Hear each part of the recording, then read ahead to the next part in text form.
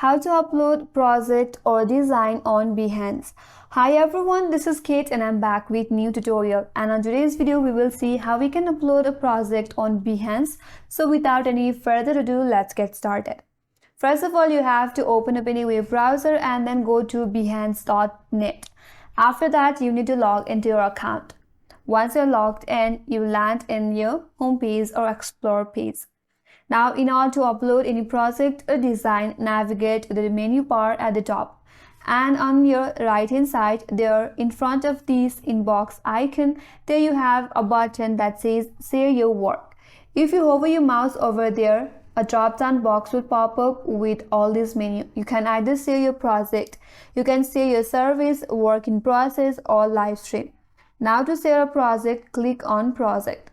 Here you can share an image, text, photo, grid, audio and video, or your Lightroom project, or any prototype or 3D project, or if you have any embed project.